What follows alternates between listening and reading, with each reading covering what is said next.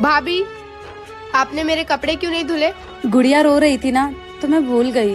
बेवकूफ हो क्या भाभी? मैंने आपको बोला था ना मुझे कॉलेज जाना है। अच्छा ठीक है, मैं इसको सुला के ना तुम्हारे कपड़े धो दूंगी। बेवकूफ कहीं की। भाभी, मैं कब से व्हाइट वाला फ्रॉक ढूंढ रही हूँ, कहाँ रख दिया आपने? वो मैंने अपने कबर्ड में रख दिए थे। आपको कितनी बार मना किया है कि मेरे कपड़ों को हाथ मत लगाया करो, तो क्यों छूती हो आप? वो बाहर रखे थे तो मैंने अपने चुप करो, दोबारा से ना मुझसे बगैर पूछे मेरे कपड़ों को हाथ मत लगाना। भैया सही कहते हैं, आप ना सच में बेवकूफी हो। तुम और तुम्हारे भैया एकदम सही कहते हैं। मैं बेवकूफ ही तो हूँ जो अपनी परवाह ना करके तुम लोगों की परवाह करती हूँ। मुझे क्या खाना है, क्या पहनना है, बिल्कुल भी ध्यान नहीं रहता, लेकिन आपको क्या पहन के जाना है, क्या खाना है, भैया को क्या खाना पहनना है, पूरा ध्यान रखती हूँ। मैं इस घर को क्या खूब सजाई हूँ। अच्छा है कि तुम लोगों को बेवकूफ नहीं बनाई हूँ, वरना आज आप लोग भी बेवकूफ होते। क्या घर की बहुएं जो पूरा घर का ध्यान रखती हैं वो बेवकूफ हो? बहू, जी माँ जी। अगर ओढ़ने के लिए कपड़ा कम पड़ गया हो तो मैं मंगा दूं तुम्हारे लिए। क्यों माँ जी? तुम क्या अपने घर में 1 मीटर का घूंघट लिए घूम रही हो? मैंने सोचा मेरे घर में बहू आ जाएगी तो घर की रौनक बढ़ जाएगी, लेकिन तुम तो घूंघट से ही नहीं निकल रही हो। वो माँ जी, मेरी मम्मी ने कहा था कि ससुराल में घूंघट डाल के ही घूमना। तुम्हारी माँ ने कुछ सोच के ही बोला होगा, लेकिन हमारे घर में ये घूंघट उंघट नहीं चलता। ठीक है माँ जी। अब मैं चांद जैसी बहू लेके आई हूँ तो मैं पूरे घर में चमकता हुआ देखना चाहती हूँ। माँ जी, मैंने सोचा था मेरी सास बहुत खड़ूस होगी, पर आप तो। माँ जी, हाँ बहू, खाने में क्या बनाऊं? तू खाना छोड़, पहले ये बता, आज तू मायके जाने वाली थी ना?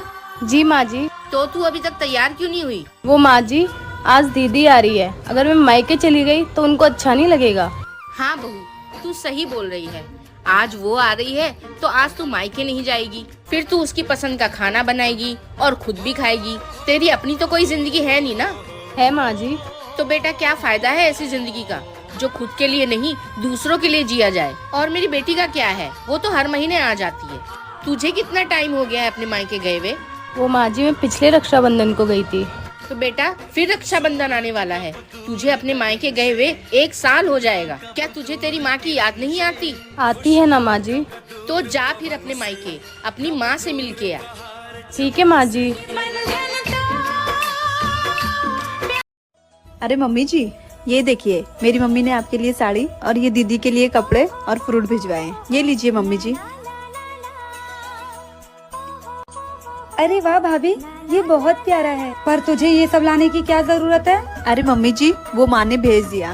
वो सब तो ठीक है, लेकिन ये बता तेरे पापा का पेट्रोल पंप का बिजनेस कैसा चल रहा है? मम्मी जी, आपको तो पता है ना, मेरे पापा की सब्जी की दुकान है। इसीलिए तो कह रही हूँ बहू, ये इतने महंगे कपड़े, संतरे, नारियल पानी, इसके कपड़े भिजवाने की क्या जरूरत थी? अभी 20 दिन पहले तो 10 कुंटल चावल, 10 कुंटल गेहूँ भेजा था। इतना कम था क्या? माँ बोलती है दोनों परिवार के बीच लेन देन से प्यार बना रहता है। इतना ही प्यार बनाकर रखना है ना तो अपने मम्मी पापा से कह दो कि कभी बुलाए हमको चाय पे।